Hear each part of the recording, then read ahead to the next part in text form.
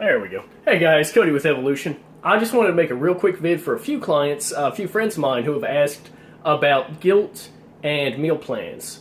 Particularly whether they should or should not feel guilty about sticking to a particular meal plan. Now I'm going to answer that as both yes and no. And I'm going to start with the no. No, you should not feel guilty, but yes, you should always endeavor to stick to your meal plan. About 90% of the time. 10% variance really isn't going to make that much of a difference to your physique, to your health, to athletic performance, or anything of that nature. But you want to look at guilt as a very particular emotion used for a very particular thing. It's used to get you to do something. It's just negative reinforcement. I'm a fan of negative reinforcement in very specific circumstances. However, whenever it comes to a habit that is so ingrained in us that, eating is survival, right?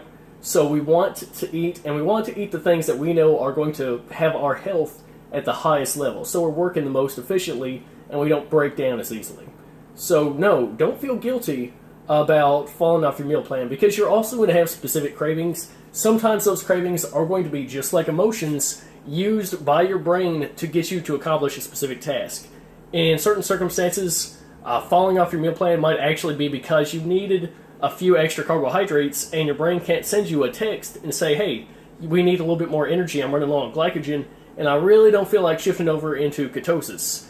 That would be awesome, and I'm working on an app for that, is something future Cody's probably going to tell you in a few years. However, it does have a tendency to, if you're short on certain nutrients, you'll get cravings for very specific foods. I'm not clear on the actual mechanics of that, but it's been shown in a few studies, and I don't mean like HuffPo articles that somebody submitted. I mean actual PubMed.org searchable studies regarding cravings and nutritional value of specific foods on those cravings. You see a lot, actually, mostly studies done with women who are in second and third trimester, when the cravings get oddly specific, usually for things that run very sharp in taste, bitter, anything like that. For those on meal plans, usually it's carbohydrate things like chips and salsa, or cake and ice cream, some combination of something, Subway sandwiches with meat on them. Related to that, next time you go to Subway, check out the chicken breasts. Compare the shape of them, the shape of the grill marks, and the color of the grill marks on there, and wonder at the uniformity of all that. Wonder where they're getting the exact same size chicken, and a butcher is so elegant in his knife skill that every single strip comes off looking exactly the same.